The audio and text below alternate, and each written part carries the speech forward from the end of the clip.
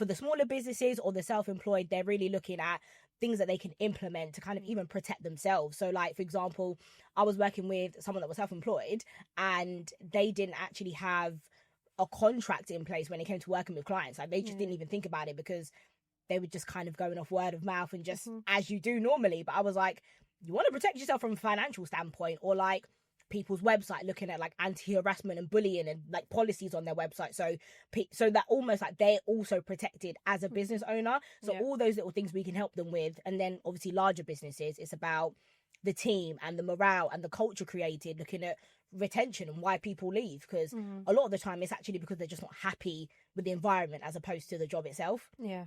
So yeah, we can come in and hopefully try and change that morale and try and change the kind of dynamics, hopefully, within the organisation, so people actually end up staying.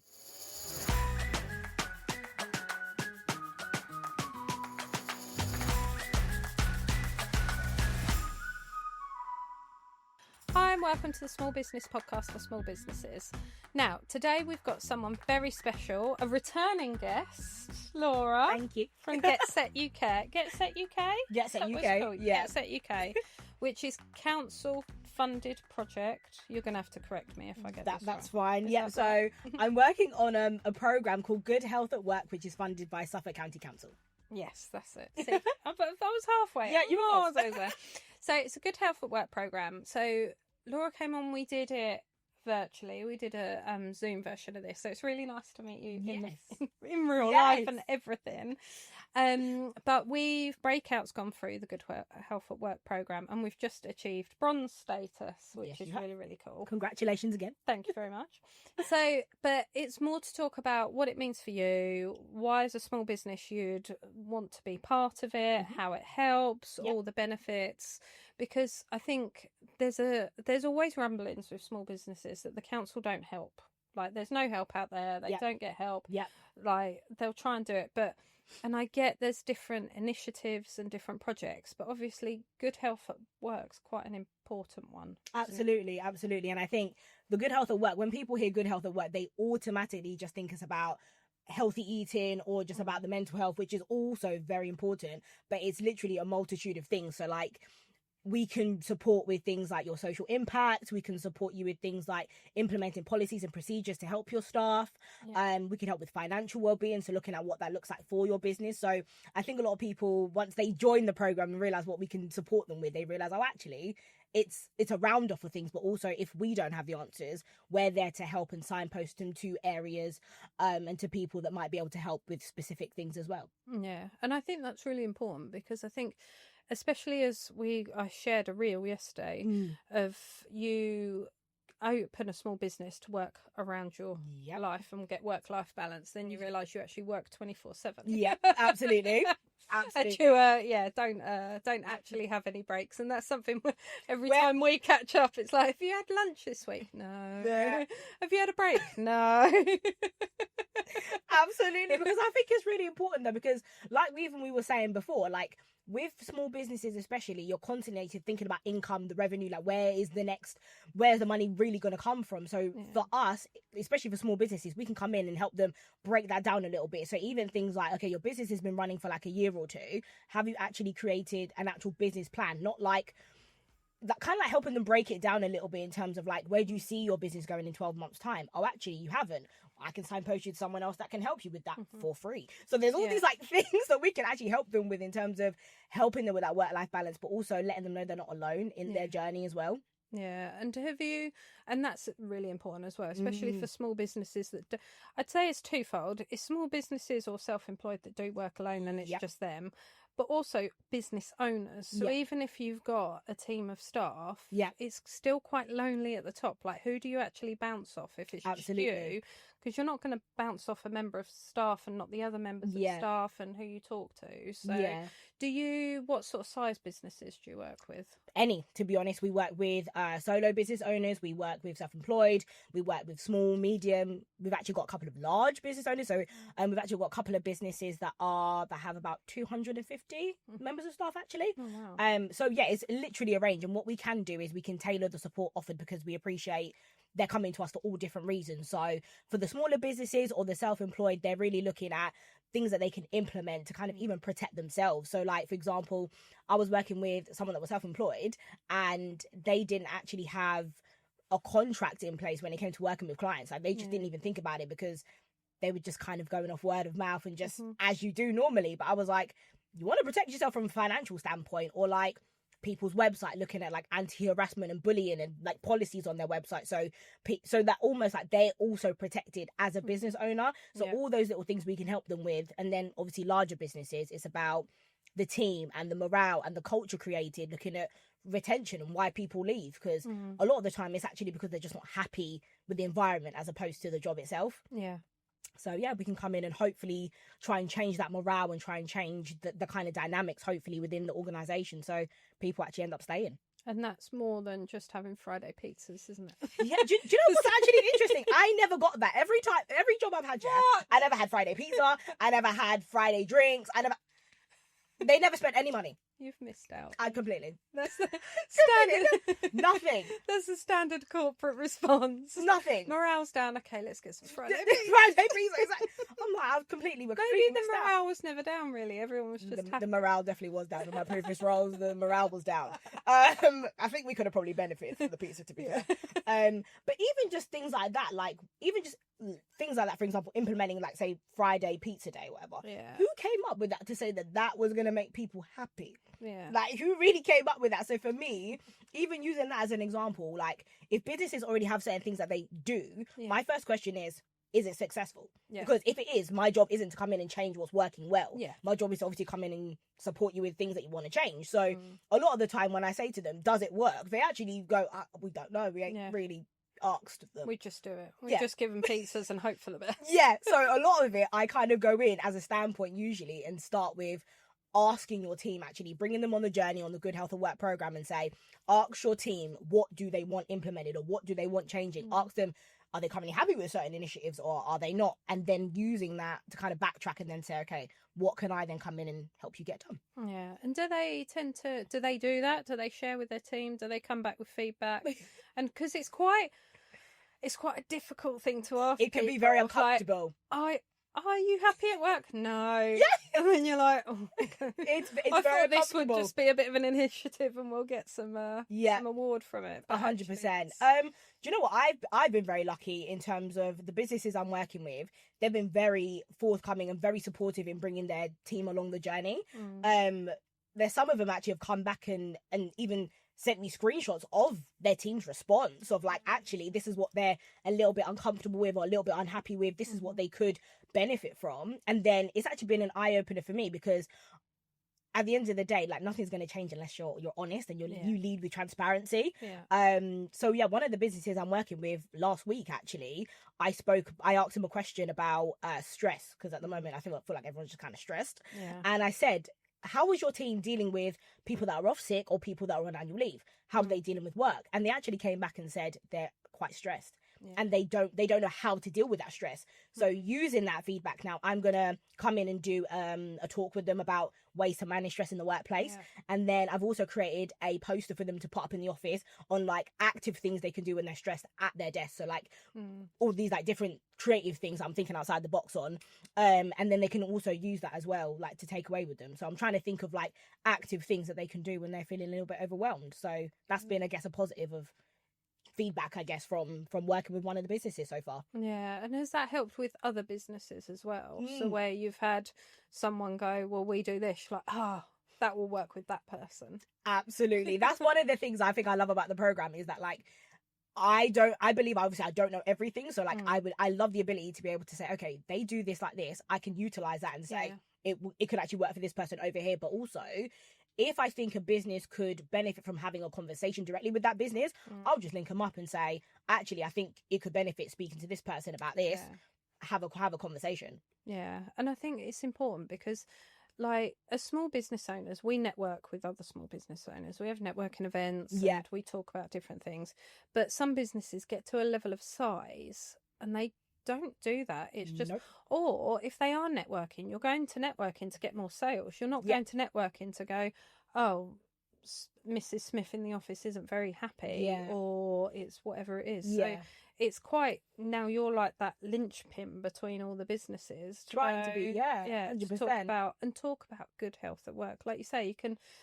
I've worked with clients and they've rolled in that they do talk about healthy eating or taking breaks or whatever else, but they can't think of anything else. No, because I think, like I say, a lot of the time they don't think about the actual culture of, like, let's be honest, you're all going to have days where you're not always happy at work, or, you know, sometimes life really sometimes gets in the way. But ultimately, when you come into work, are the people around you hopefully uplifting you? Are they encouraging you?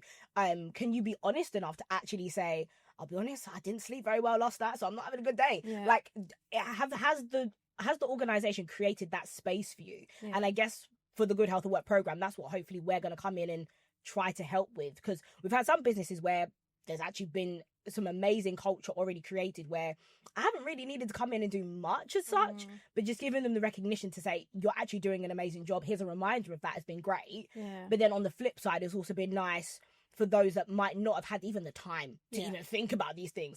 I could come in and help you get things done. I think that's the ultimate goal, really, especially for business owners who just don't have the time for all the bits that they think about possibly, but just it's on the back burner. I'll get it done, and then they realise they haven't got it done yet. Yeah, and it's been nice because that's what it's been for me. It's like, do you do this? It's on the list. Yeah, it's on the someday shelf. It's on the list. I'll get to it. But actually, having you as almost that like angel on my shoulder, accountability person of just going, yeah, have you done this? I'm like, Sunday night homework. I'm speaking to Laura tomorrow. I've got to do it. But then you do it. And it's like, oh, that took me all of 5 minutes. Do you know what? And that's the thing as well, because obviously, as you know, being on the programme, you've got this like long spreadsheet. I don't like spreadsheets really, but you've got this big spreadsheet and then it just looks like a lot of stuff. Yeah. And then like for me, I'm just a big believer in let's just break it down, ignore the rest. And if I'm giving you something, just do what I'm saying, ignore the rest because it just gets a lot. So ignore it.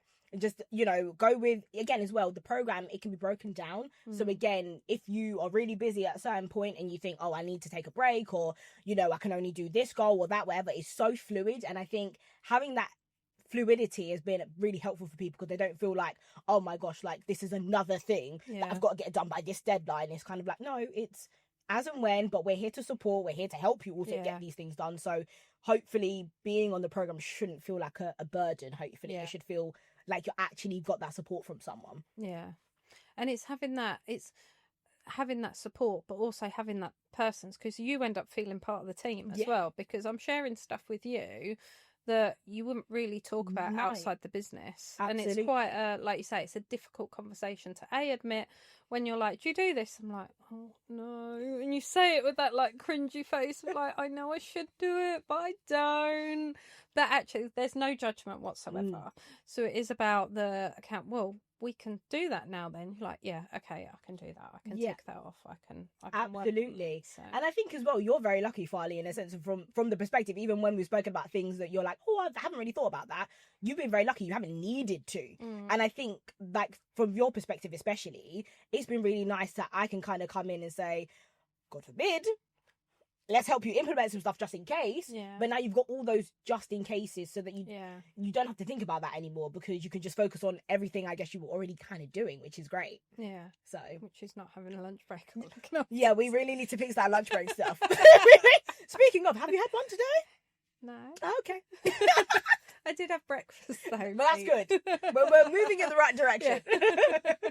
I drove here, so I had 10 minutes to sit in my car. Oh gosh. But it's that whole thing of, I think straight away when someone says, and being like you say about uncomfortable conversations, straight away when someone says that the council are doing this project and people are like, oh yeah, okay, whatever, and you're like, well, it's about good health at work. Oh well, it's going to tell us about health and well-being, it's going to be airy fairy. And it's like, so almost you've had stuff stacked against you already when you're trying to talk to people about, look, we're doing this project and we want to help you. Yeah. Straight away, I'm guessing there's a lot of people like eye rolling and going, oh, here we go again. But actually, like you say, it's not just that, it's actionable steps of just and signposting people. Yeah. Because the fact, like you say, if it's a financial issue, Yeah. be like, well, how are you going to help me with that? Are you going to get me more sales? Are you going to do that? But actually there are parts, and like you say, you can send people. Oh, absolutely. Because I remember, so there's actually one business I'm working with who is a solo business owner. Sorry. And what's really interesting is that, again, it's all about just making money. And he was very much like, well, I just need clients, I just need clients, I just need clients. And I remember saying, well, do you have a calendar? Do you have a diary? Do you actually write stuff down? Do you break it down in terms of, okay, I'm going to spend this amount of time focusing on revenue, or this amount of time trying to get clients, or advertising on social media, or promoting yourself, whatever. And when we actually realised it, all he really needed was a plan. Yeah. All it really needed was kind of a plan, realistically, to then start saying, okay, review the plan after like a month or two, see what's working, see what isn't, and then you can kind of chop and change things to kind of see what's working. And then, for example, some other businesses where they are looking at specific financial well-being. So, for example, things like pension for staff, or, you know, loans for staff, all those like extra things, we can then have a look for them, because I appreciate they won't have time to do a lot of research, because that's the other thing we can do for businesses is research. So like, if you're having any particular problems with staff or problems within your business, our job is to provide that support with the research part, so that you don't have to worry about that, and we can just send you stuff and say, actually, here's what I found that can be really useful. If you need help any further, let me know, and then that's where we can help with that as well. Yeah, and I think that's another key, like you said at the start, of just people will have bad days, which is absolutely fine, but you don't want that ongoing bad day. You don't want that, and you can very easily have a bad apple in the team, and they can just almost rot everyone around them. Yeah. So actually, if someone who is on their own, they haven't got an HR manager, they haven't got an office manager, is literally them and their team, then it's helping them, isn't it, to say like, oh, by the way, I've got this person. Is someone else to bounce off, to make you feel better, that, because I'm guessing business owners think it might be them or their issue, when actually it's that person. Absolutely. To then have someone where you can say, look, I've got this person, it's really not working, but how do you navigate uncomfortable conversations? Because even, again, back to the culture segment of it, like, culture to me is such an important thing, and I didn't even recognize it really that much until I started this job. And like, when you are working with someone that might be a little bit more negative, or it might be really uncomfortable, like, how do you navigate that? How do you try and change, I guess, maybe the mindset, or maybe it's looking at the job they're doing directly, like what can you actively do? So it's definitely a tough one, but we can come in and say, right, this is our advice, because again, we appreciate we're not experts in everything, but this is our advice, these are our possible suggestions. Let's trial some stuff, see what works, see what kind of doesn't, and then we can kind of take it from there, really. But it's uncomfortable, especially when like it's one person that's being a bit negative, and then it can kind of, like, say, have that domino effect on other people, and then before you know it, you've got like a team of unhappy people. So I guess give pizzas to that part. That part. So if we can come in and nip that in the bud straight away and say, actually, Pizza Friday ain't relevant, not needed, we could just trial something else that actually saves you money on a Friday. So and actually it will make everyone happier as well. Absolutely. Because I think the biggest thing for small business owners is we've seen a massive increase in national insurance this year and other costs. So your members of staff are costing you more, but you haven't got any more revenue coming in. But at the same time, you need to make them efficient, you need to make it all work, you need to make sure everyone gets on. Like you say, you need to have that positive culture. And there are little ideas and things you can almost give away or help with for free. Because that's great. I could employ you tomorrow. But if I employ you tomorrow and then you go off sick the next day, that's it. And to a small business, it's a lot. The impact of that.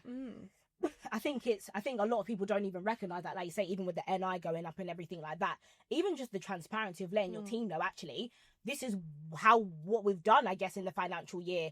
This is what our estimate might be.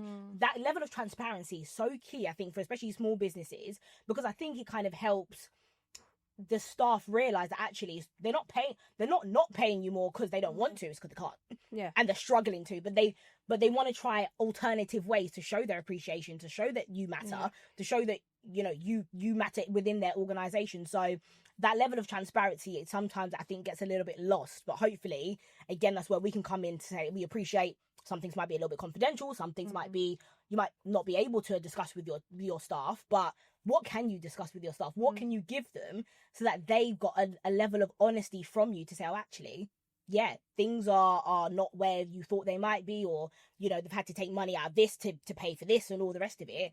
That is why. Because I think a lot of the time, even I've been in some organizations where, you know, the annual income review. Yeah. Well, they'll review like every, like, is it March or April? Yeah. And then some years it gets missed. And you're like, oh, okay. No one's going to address it. No one's going to talk about it. No one's going to say why. And you sit there and you think, if you were just honest and said, this year has been maybe just a tough year, or we actually have reviewed it and we've realised we're unable to do an increase or do whatever, everyone can kind of chill out and then say, oh, actually, it's something you've thought about. But what a lot of businesses sometimes do is they're afraid to be honest, so they just don't say anything. Yeah. And then that's what kind of gets the chatter and the whispers going. Worse, the lack of communication and not saying anything. It's interesting, some businesses that say that they're really good at communicating, and then I watch their communication style, or I'll ask how they communicate, and I'm like, yeah, we've got to talk about that. Yeah. We've got to talk because you're not communicating at all. At all. I'm thinking, what are you communicating? Because if I was a member of staff, I wouldn't have known this, and this. So, of course, I would end up making assumptions. So I think for us on the Good Health at Work program, it's how can we avoid your staff making those assumptions and keep that level of openness and transparency? Because, you know, on the flip side, you'd want your staff to give you that same honesty and transparency if something was going on in their life or they needed more flexibility or whatever. Yeah. That's what you'd want from your staff. So I think a lot of businesses now are possibly realising that they kind of need to start doing the same. Yeah. And being a little bit more open. And it's not a bad thing, being open either. It doesn't have to be a negative. Not at all. And I think it's that people, once you get that one member of staff assumption, you then get Chinese whispers around the team as well. When it just escalates and all of a sudden it's 10 times worse than it needs to be. Yeah. And actually, if they'd just said, oh, no, it's this, that would have nipped that in the bud completely. And I think for, you know, like I say, going back to obviously working on the Good Health at Work program, you know, we can kind of help with those steps. So there's 6 standards, obviously, in total. And the first one, which is culture, communication, and engagement. I'm really glad I remembered that. Remembering when you look at it every day, you kind of remember all the titles of them. But that's what we look at, even just for the Bronze Award, because we appreciate as well, businesses might not even have the time to do the silver and the gold straight away. So even just getting to bronze and you thinking, okay, that's enough for now. Hopefully we've covered the communication part, the culture part, the well-being side of things just as a whole, so that if you then want to progress and maybe look at the health and safety of your organisation, or the inclusivity of your organisation as well, all the extra bits, the environmental stuff, which a lot of businesses now in Suffolk are starting to think about, their environmental impact and their carbon footprint. So even just those things, we can then start to, like say, break that down and kind of look at it as a whole, really, which has been really nice to look at for them. Yeah, and I think going back to the communication piece, because we had someone do a talk a couple of years ago, and it was at a networking event just about inclusivity. Wow! And she was from Ipswich, and she's a wedding planner, but she specialises in equality and diversity. Yeah. And her biggest thing was, how does someone that doesn't look, sound or act like you know that they're welcome in your business? And that's how she turned it. And you're like, well, because I'm a nice person. So in my world, there's 2 types of people. There's good people and there's bad people. Right. That's it. That's my world.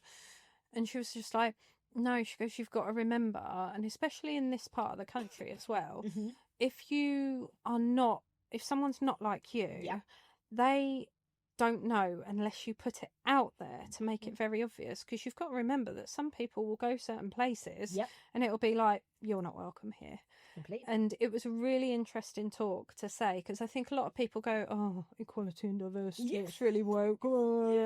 But actually, if someone's not experienced that before, then they don't realise that, if you don't say, look, everyone's welcome. And it's when I started my business, they said, what's your business plan? I'm like, just don't deal with dickheads. Yeah. And they're like, just not really. I went, no, I'm honestly. Wow. And I've held that true.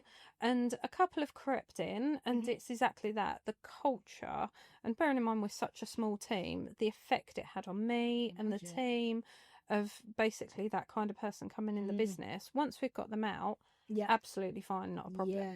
But it's how, like, going back to the rotten apple scenario, that you let someone in like that. Completely. But yeah, I just think it's really important to highlight, because I think people will say it's like it's health and well-being. Yeah. It's equality and diversity. Do we have to? Oh, now she's talking about the environment. Yeah. But actually, it's not. It's more than that people don't completely. actually realise. And like you say, if you've got a team at work and one person feels uncomfortable and they don't feel comfortable to voice that, it's just going to start brewing and making it really, really awkward. And you're just going to have this, all of a sudden, what was quite a small issue of like, that wasn't okay to say, it's massively snowballed. And then the business owner doesn't have like a 5-minute chat. It's almost like a huge issue and 2 people have walked out kind of issue. 100%, because everyone, you know what, even with like the EDI chat, right? Or was it DEI now? Because I'm pretty sure, I think it might be DEI. I think. Yeah. So it's just it's diversity, I think equity and inclusion now. Oh, I don't know. Yeah, I think I've seen DEI floating around.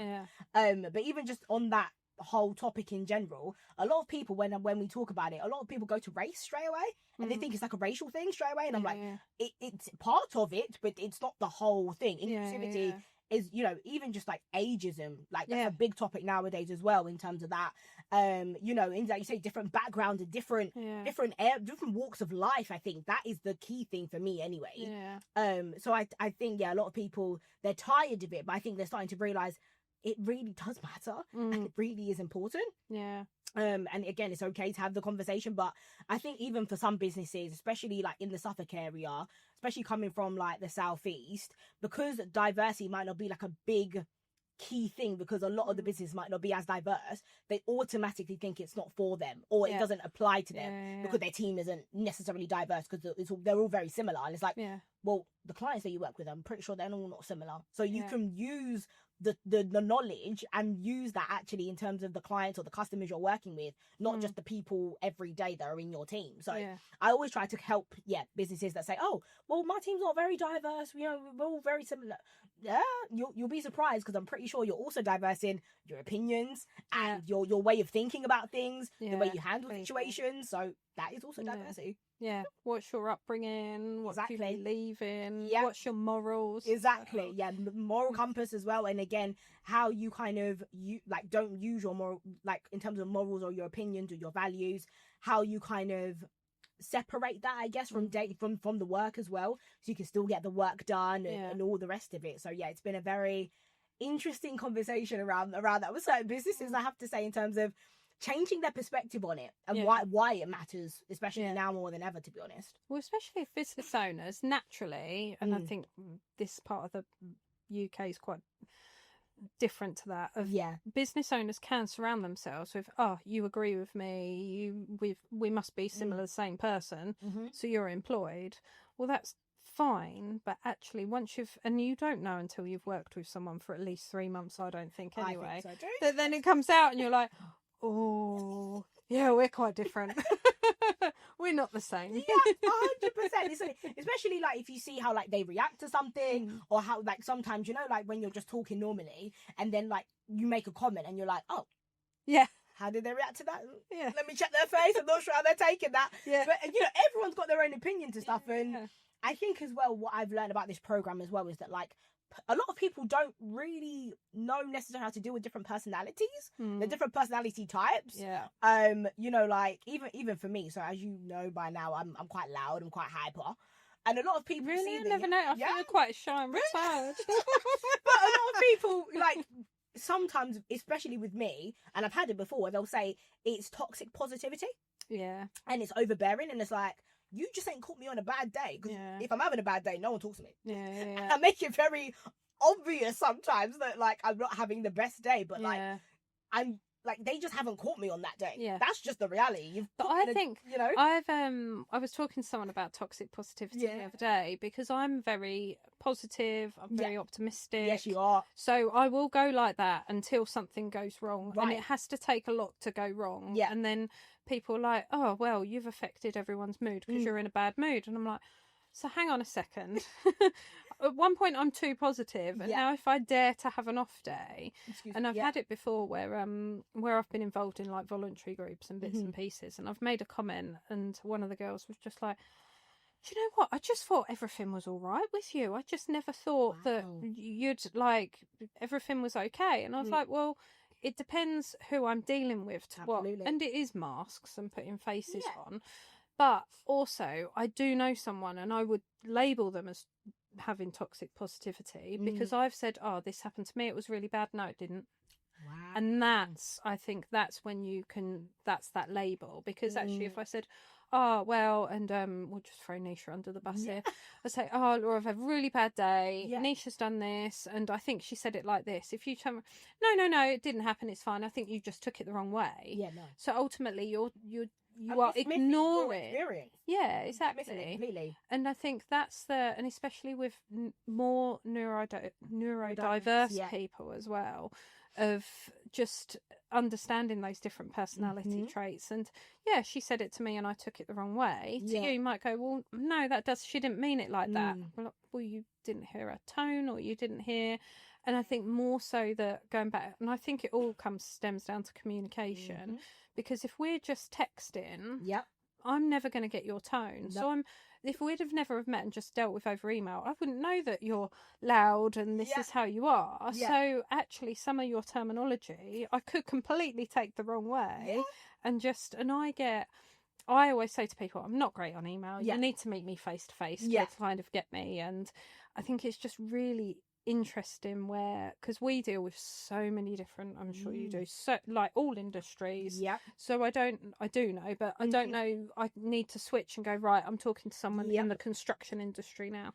No, actually I'm talking to a creative that just they want to do their work and they're not outgoing whatsoever, and they are actually quite shy and retiring, and they don't want to be on social media.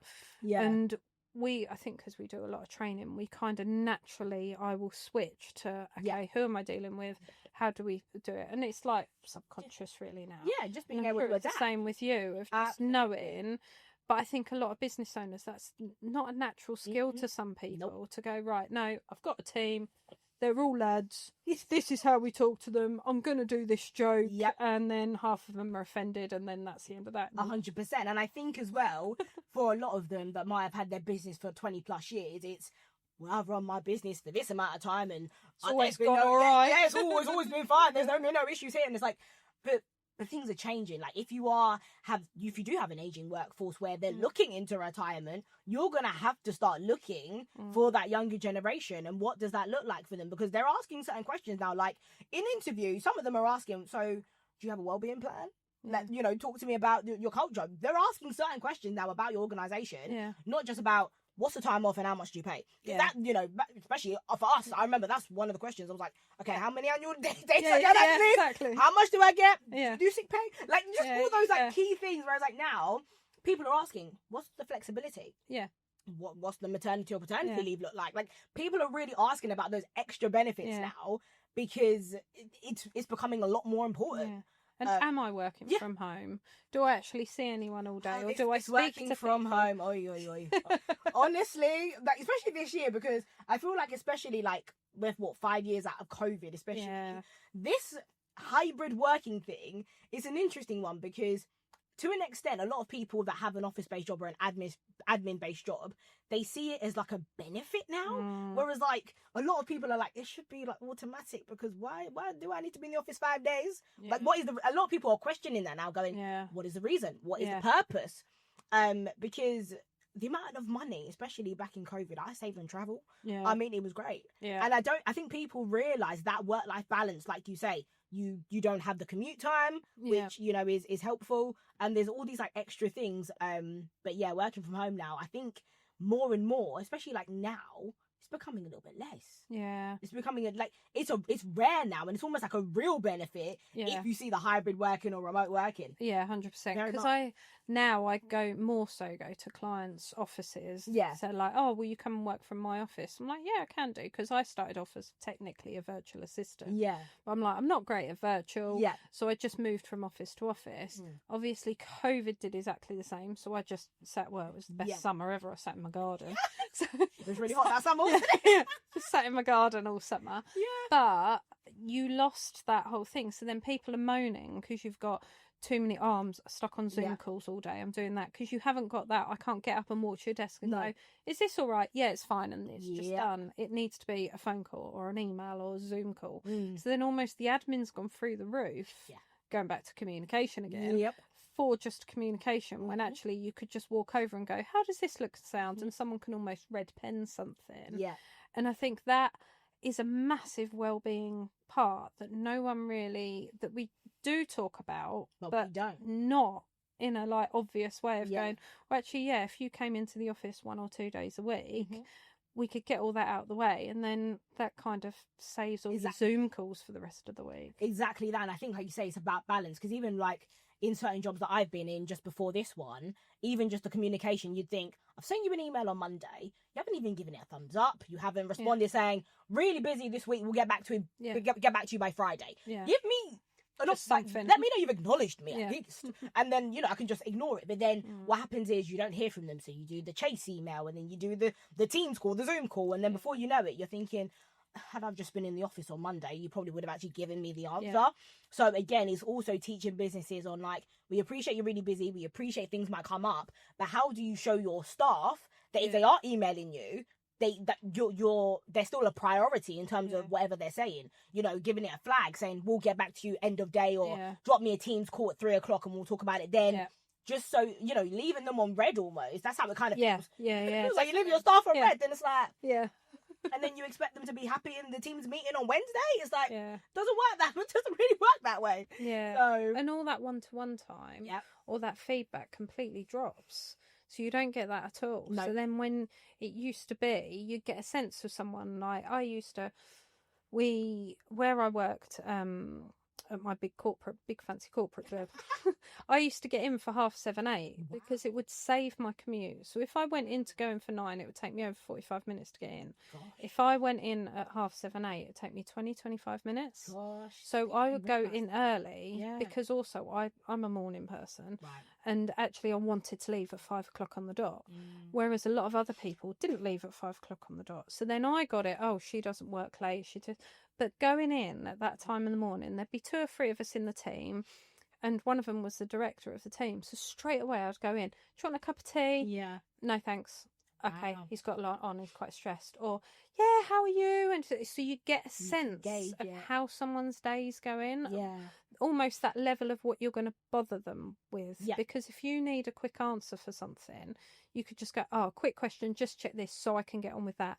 Actually, if it's a longer sit down, be like, can you tell us clearly today he's not going to have a minute because he seems quite stressed? You don't get that over email and phone, and it's not the same. No, it definitely isn't. And I do think, to an extent, even for myself, so even on the program, most of the work we do is usually virtual. But to an extent, actually, depending on the business we're working with, we're also happy to do things face to face, because I do have some businesses where we do meet face to face, even if it is just the odd meet in a coffee shop sometimes, just to check in, see how you are face to face, talk about things. Because you also can gauge, like say, people's reactions, people's facial expressions, the energy, all the rest of it. But I think flexible working, a lot of people see now as like sometimes like a hindrance or a burden. But it's like, if you do it in the right way, you can potentially get more out of your staff and out of the people you're working with. So 100%. And I think also coming out of COVID, and tell me if I'm wrong, but one of the things I noticed is it made people more anxious to go somewhere and do something. So one of our social media things is like, so if you were sat in an office or your business was set somewhere, one of the things I'd always say is like, can you tell people where you are, how they get to you, and how they park as well. Because people don't, they're just like, if I don't know, they're scared of going in the wrong door. And then I'm like, if you can put a picture of yourself up as well, so people know who they're dealing with. If I'm walking in and I have to come and ask for you, I want to know who I'm talking to and who I'm asking, because what if I get the wrong person? What if I offend someone? It's just, and more people have got so anxious. Like I've got some of my friends, I've trained them now to answer the phone to me. Like, we don't do phone calls. I'm like, if I'm ringing you, it's either urgent or I just need a quick answer. I'm not calling. And I've had a couple of so we work with some accountants, And I've had a couple of people where I'm just like, and they're like, oh, can you just email me? I'm like, if I'm in the middle of something, and I'm like, oh, I just need to go, Laura, what's this? And you go, it's that. Okay, brilliant, fine. I'm not ringing you up for a chat. I'm not going to take you half an hour. You just out of want what you're doing. Yeah. I will just ring to get that answer. If I'm like in the middle of something, I'm like, emailed you. Okay, when's she going to reply? Because I can't get on. So it just stalls you. And I think so many people are just so... I now explain my way of working with people just to kind of say, look, just if I'm calling you, it's not... It might be urgent, but also it'll be like, it's that, move on. No, 100%. Because I'll be honest, it's weird for me, because even though I'm an introverted extrovert. Is that yeah, that is yeah. So in other words, like, even for me, so like I'm quite socially anxious if I don't know you. Yeah. So like obviously I know you quite well now anyway. So like coming here today wasn't a problem. But if I'd never met you before, I'd be honest with you, I probably would have been sweating. I would have been coughing and stressed, and, just like doing deep breathing, like, because I do find it I'm very much a person, like you say, I like to know who I'm talking to, where I'm going, because if I remember the first time I went to Birmingham. I called Billy. She's sitting over there, my partner over there, and she thought I was having a mental breakdown because she was like, what is going on? What is wrong with you? And I was like, I don't know where I'm going and I need to find it. She was like, just slow down, ask someone, take a beat, take a chill. And I was losing my mind because I didn't know where I was going, and I didn't like that feeling of like I feel lost. But I realized it's because of COVID, actually, because of that. Because being in the house all the time, I'm very much a house person anyway. But I got so comfortable being in the house. Yeah, you do. But being outside now, like there needs to be real motivation for me to leave. Real motivation for me to leave the house. So even just for that, even I'm teaching myself, even on this program myself, of like, teaching myself in terms of putting myself out there, how best to communicate, what I actually need from someone in order to feel less anxious, so that moving forwards I can begin to get myself back out there. And maybe for a lot of people that are working from home, a lot of it might be because they are anxious but afraid to tell their manager, I'm anxious about being in the office because it's a new office or it's a new team or this, that and the other. But helping them, even just saying, right, just come in 1 day a week, let's just start there, or half a day, see how you feel, and then you can go home or whatever. But trialing something and helping people, I guess, take it in steps, as opposed to, right, you've been working from home for 3 years, now you need to be in the office 5 days a week. Like, I'll be late probably every day for the first week, because I'm late for everything really. So for the first week I'll probably be running late. But just helping people, I guess, adjust and making those adjustments. I think just learning to give people that grace, I think hopefully is where good health at work can kind of come in and help them break that down to say, actually, if this is what you think is beneficial for your business, if this is the way it's going to go, how can we support your staff in those changes or in any changes in your business without them freaking out and leaving? And I think that's really important and it's interesting that you say you're almost going through that through the program, because it has, I noticed that you notice with me of like, oh, she's too busy to do that. No, you just send me this and I can help you out with the rest of it. So going back to originally and me going, oh, we've got to do a council thing. She's going to ask me for loads of stuff. I don't have time for this. Whereas actually I am the worst for that. Of like going, oh no, I don't have time for this. It's the right thing to do. But actually it's helped me because, and I joke that you've done all the work for me. Done a lot of the work for me, but it's that I've still provided you with the evidence and explained to you what I've done and how it works, and then it's like, well, what about this, what about that, and you've done the research, you've sent me examples. But I think that's really important to note, that it's not all on me. It's not like I end up with this another to-do list to go, oh gosh, I'm going to speak to Laura again in a bit and I've got to do this and I've got to do that. It's not been like that. And I think a lot of programs and awards in that way, it ends up being this huge tick list and extra work. And you're like, so straight away people are like, well, what's the benefits? What's the point? Because actually it's not been like that at all, because you've just done all the work for me. Well, no, like I say, a lot of it you already you had implemented, which was amazing. But I think for us as well, especially moving forward, we've been running this program almost a year. It's about impact, I think. And even if the impact isn't like we've come in and we've changed all of these things, but the impact of you being reminded that you're doing a good job, the impact of your staff getting that kind of recognition of like, this is a really good team, this is a really good culture, we've worked hard at creating that, let's keep doing what we're doing to savor that and to honor that kind of thing in any way, shape or form. So we're kind of trying to come in and say, what impact can we kind of help you with, whether it's that recognition piece or whether it is helping you get things done that you just don't have time for. But hopefully it doesn't become another checklist, because businesses really don't have the space right now for that. Not at all. We don't want to give you any more work. I promise, no more and work. Especially small business owners as well. You're just like, I just have no more I work. work 24/7 already. Right, exactly that. So hopefully, especially as well, for some of the small business owners that are quite early in the stage of development of their business, we're kind of helping them, I guess, get things off the ground that like they also kind of push to the back burner, saying, okay, I need to get my business going. I need to start making money. Let's start getting things rolling. And it's almost like a holding them accountable, actually saying, you're going to get this stuff done, because hopefully this was your goal. This is what you wanted to achieve at the end of it. So let me help you get there. And use that time with me on the program that you can have to kind of get that done. Yeah, and it's been a really good reminder for me as well, because when I started, I was obviously on my own. Yeah. And one thing I forget, and my biggest thing is words of affirmation. Yeah. Like exactly what you've just said. You need to tell me I'm doing a good job, because otherwise I think I'm doing awful. I wake up and I'm like, oh, I haven't done this, I haven't done that, I feel awful. So unless someone says that, and I think especially in the world of social media, it's really, really important, because we talk to a lot of different social media managers, and your clients will tell you what's wrong and what they don't like, but they never go, oh, that's a great post, thank you. And I think as all of us, and that's nothing against my clients, because I know it's going well when I don't hear anything. But so it's nothing against anyone, but I think we all do that as well, almost that no news is good news, because we don't have time to do that. So I'd kind of forgotten that and just going, and I'm very much of the opinion of, if I'm spending time with you, taking time out for you, working with you, to me that's okay, that's good enough.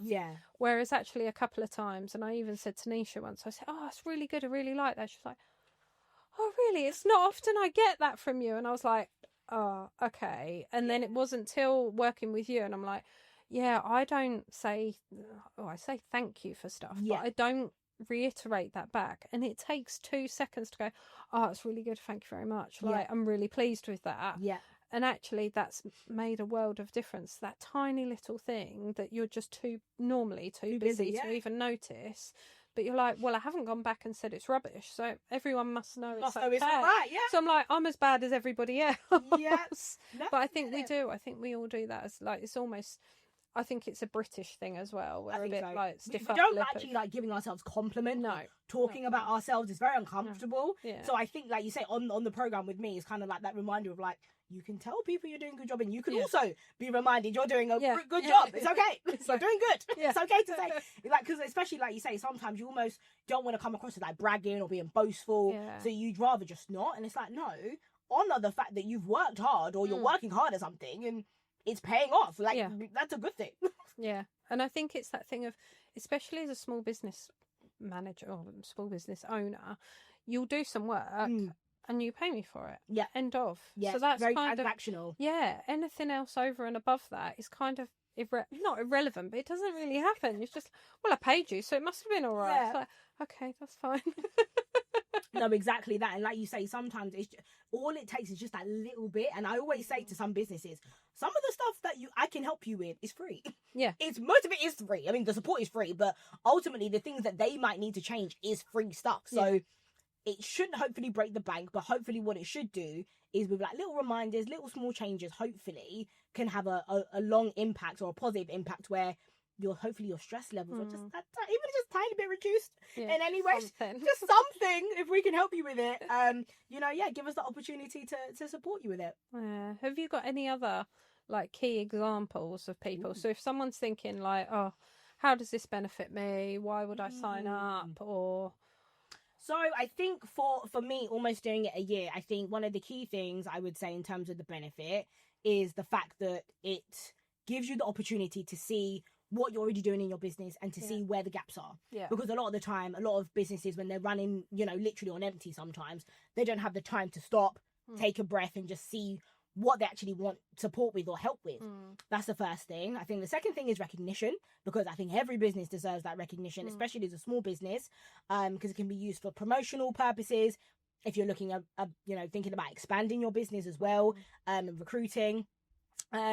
But then also, I think, community. So we've got the Ambassador Network, which is a bunch of businesses that are basically on the program and connecting with one another on things. So, like, for example, we've got some business owners that are like our accountants or, you know, work in certain spaces. We've got one that works in like the yoga space. And if other businesses are looking for that support, we can just signpost them and say, oh, actually, we've got a business that can help you with that. Yeah.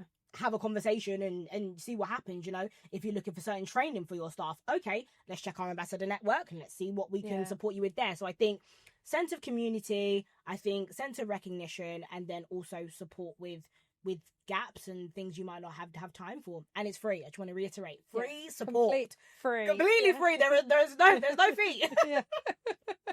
And no massive to-do list. And no massive to-do list. And also it can be tailored. I think that's another key thing, is that if you read certain goals that might be on our action plan and you think, doesn't suit my organisation, doesn't fit what we want, our job is to actually tailor it so it fits you and you actually feel like you've achieved something. Yeah, which is really good. And that's what we did, wasn't it? Yeah, yeah. Just like, because it's just basically me and Nisha. Yeah, pretty much. Employees. Yeah, so we've been tailored a lot. So even already thinking for your silver award, thinking ahead, I'm already thinking about like the ones I'm going to be tailoring in terms of things that I think could be, you know, relevant or even useful, thinking about your long-term plan over the next 12 months, what you actually want to achieve, and then using that to then say, right, what goals can I help you get done that you might not have time for? Yeah, 100%.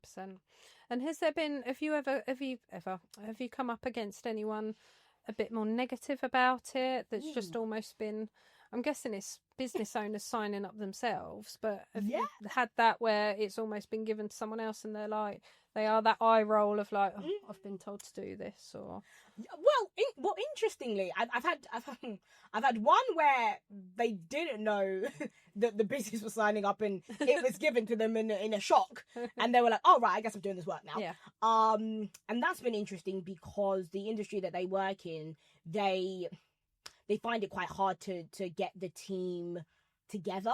Okay, yeah. So that has been, I wouldn't even say negative, it's been interesting for me to think outside the box in terms of how I can support them, because their business type is so niche and so different that it's like, this is actually an interesting one of like, how can you improve the culture, improve team morale when everything is very sporadic? So that's been quite interesting.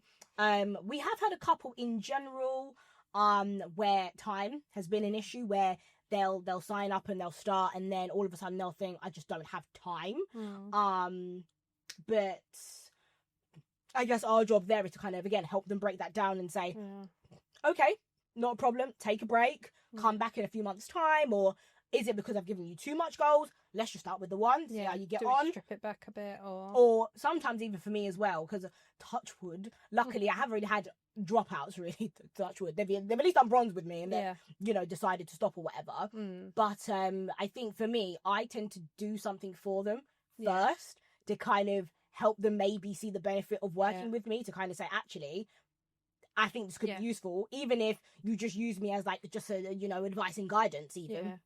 So even if you don't have the capacity to do the whole program and the whole award, if you just need advice with a particular area, we can still signpost. We've got the resource hub where we can signpost you to specific resources, all the rest of it.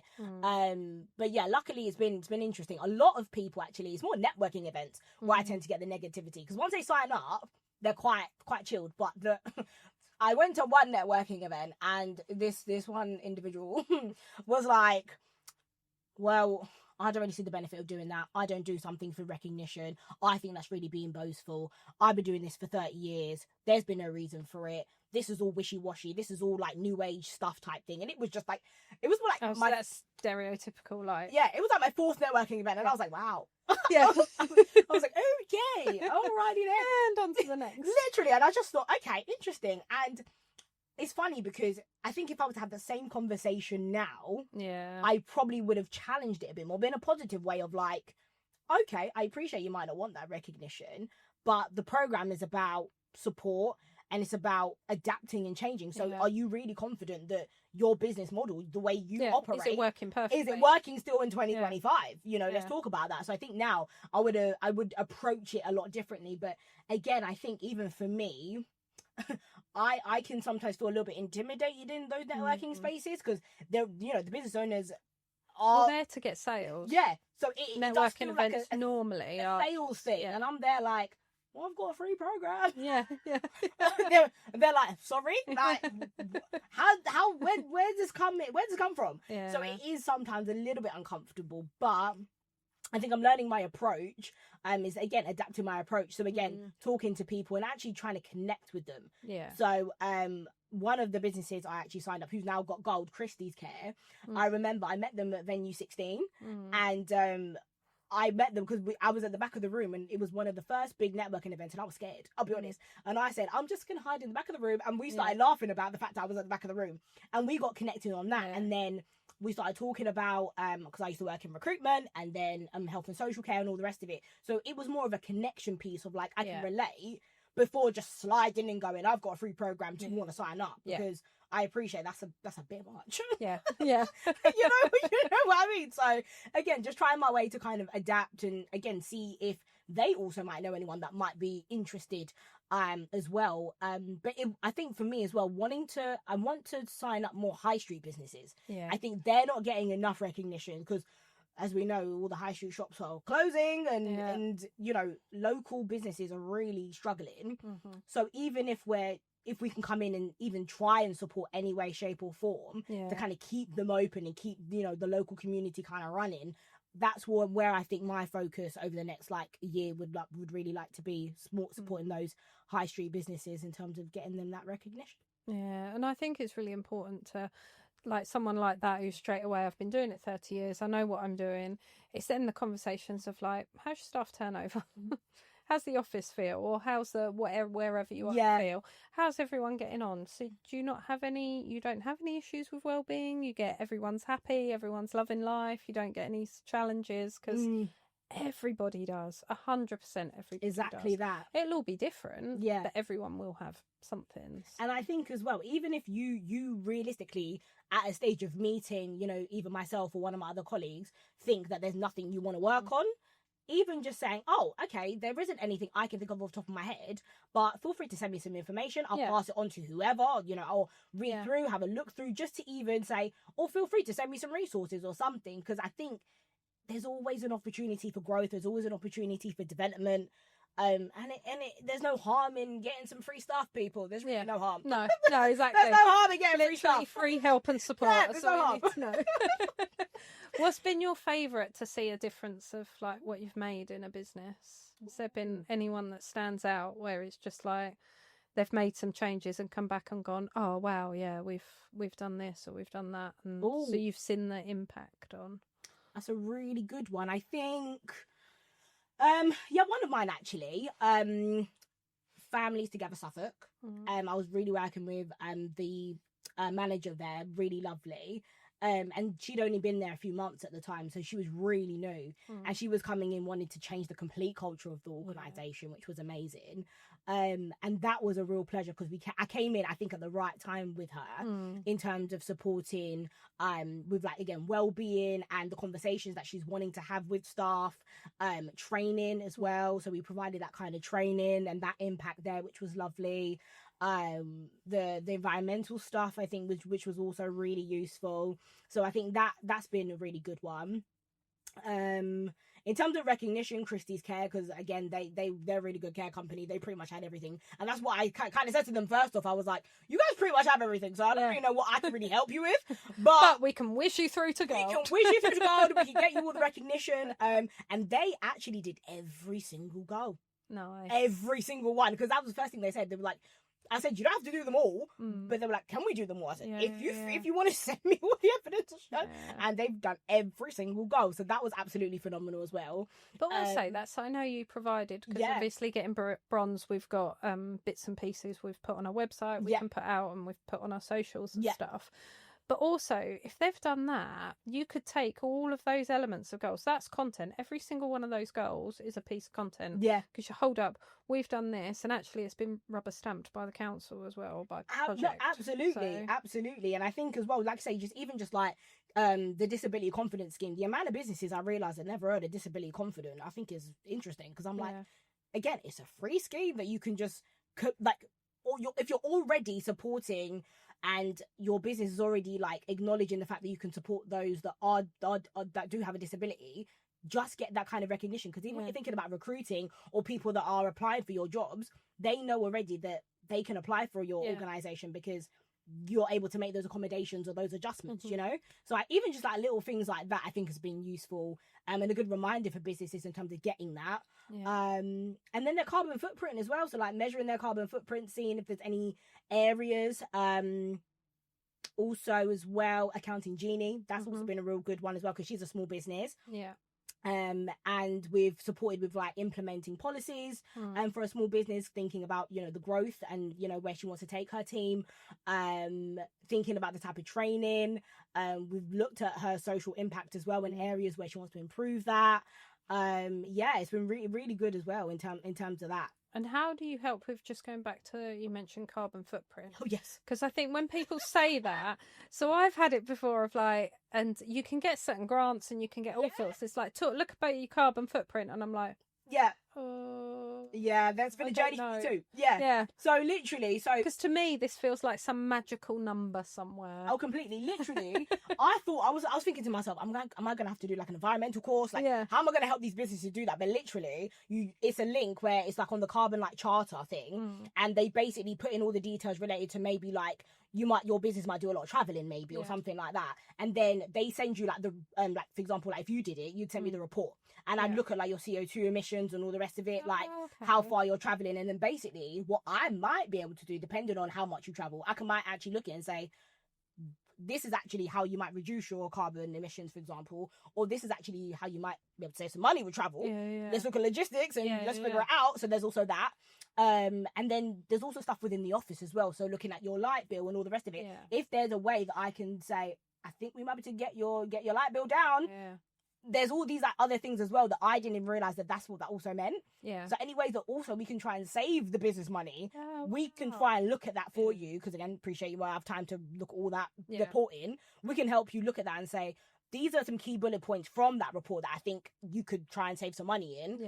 Let's try and get it done. So like, for example, one of the businesses I'm working with, I'm trying to remember which one it is. I think Christie's Care already had it with the electric car, in terms of electric vehicle, and they had like a scheme for the staff as well. But there was another business I'm working with. I'm trying to remember which one it is, but based on the reporting, they were going to look into an electric vehicle. Oh, that's it. I think it's Skipping. I think it is Skipping.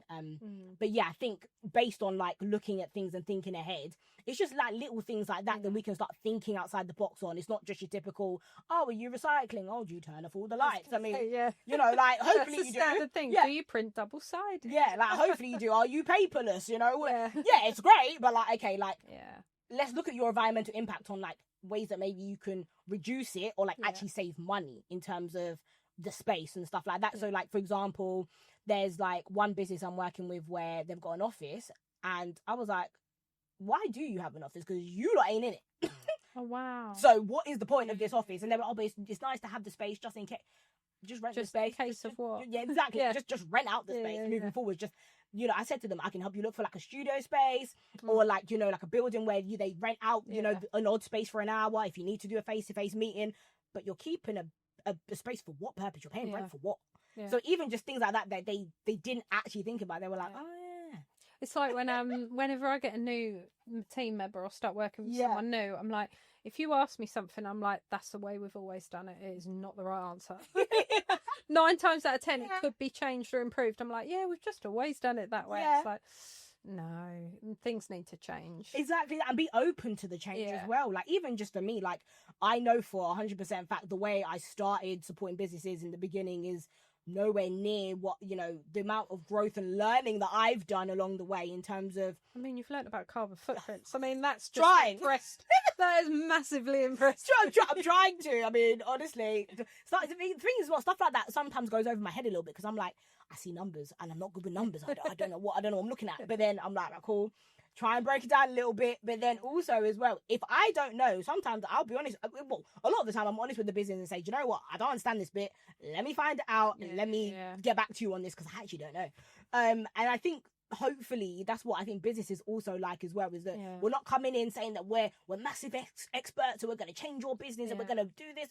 we're just here for that extra support, you know, throughout What your do journey you with us. actually need help with? Exactly, and let us try and help you with that. So you must know everything. I try. I try. You must have learned so much. I have. I. You know what? This has been a real development, even just for me, in terms of supporting businesses and what it really looks like, I guess, to run a business. And every business I come into contact with, I'm so just shocked and so like I couldn't run my own business. I don't think I could. I don't think I could. It's not for you. The amount of work it takes in general, I don't think a lot of people realize it, because again, when you are a business owner, I guess from the outside perspective, a lot of people just see it as you're a business owner, you must have lots of money, you must make lots of money, and that's a long walk. It's like, do you know what it even takes to keep the lights on in the office sometimes? Like, it's not an easy job. And I think this program alone is giving those small business owners especially that reminder of like, you're working really, really hard, and you know, it's okay sometimes if it gets a bit overwhelming, or you're getting a little bit stressed, or you haven't completed your massive to-do list, but here's a reminder of all the things you have accomplished up until this point, and be reminded of that fact, and it's okay. So and I think a lot of that day to day, whether it's managing people, keeping the lights on in the office, you forget, because you just have to do it, and it doesn't feel like work. So if I'm not working for a client, if I'm doing my own stuff, it feels like I'm really faffing around or having like a play. It's like I had an interesting chat with someone about imposter syndrome. Yeah. And she said imposter syndrome's not a thing. That's the phrase. Imposter syndrome is something where people can sell you a course or sell you something to help you get over it. She said, but it's that belief in yourself. She said, if you care and you worry about what people think and what your clients think and what kind of work you're doing, that's just called being human. And I was like, and you know, when someone explains, she explained it better than that. And this was over about 25 minutes, half an hour of just going through it with me. I was like, oh yeah. I said, I feel like I'm just playing around with this. People are like, you own your own business. I'm like, yeah. And they're like, what, you're the director? I'm like, oh yeah, I don't know. But we last week we were talking about to a business owner, Sophie, and she was saying she doesn't like the term small business owner, because to her business isn't small, it's really big, and it's massively grown. And I'm like, but terminology, I got told once that I'm a micro business, not even a small business.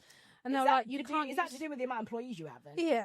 So it said it comes down to the terminology. Yeah. Whereas when people are like, oh, your business is quite big, and I'm like, oh no, it's not. It scares me. It's because I feel like I'm just playing around, like I'm playing shop with the business. But that's really interesting though, because I remember when we were first on the program, and they were like, how do you want to break it down in terms of your micro, your small? And we were like, okay, what's the internet kind of saying? Yeah. And a lot of people are like, it depends on the amount of people that work for you. But then also on the flip side, some people are saying it depends on the revenue, because even though you might have two people, if you're making apparently a certain amount, your class is like a big business. So I'll be honest, I don't know. No, you're a business size. So we need to invent a whole new terminology. I think so. If you think your business is big, your business is big. Yeah, I'm cool with it. I'm cool with it. Whereas I don't like it. It feels too much. Does it feel weird when someone says like say you're the director, CEO, and when they are saying those words? People, I find it really uncomfortable. But I think I didn't sit well in corporate, because everyone wanted to be called a manager. Or a director, and it was all that hierarchy of thing. Whereas I'm like, so people are like, oh, what's your role within the business? I'm like, oh, I just make the tea. Just the tea maker. And I actually, one of my previous businesses before I had this one, there was two of us directors, and both of us weren't comfortable with director, so I literally had on my business card just chief tea maker. Shame, because I just didn't want the responsibility. I can't remember what he had. I think he had a dog's body or something random. But both of us couldn't handle being called a director. Wow. Whereas some people, it's like, they love it. It's almost like a peacock thing of like, oh yes, I'm a director. That's the thing. I think if I had my own business, I probably would.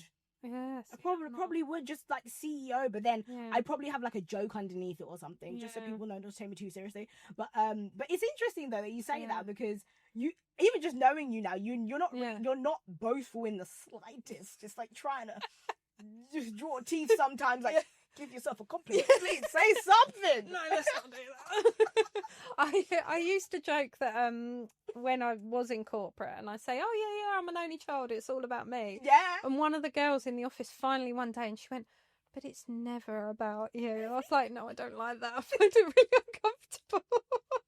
Just talk about you some more.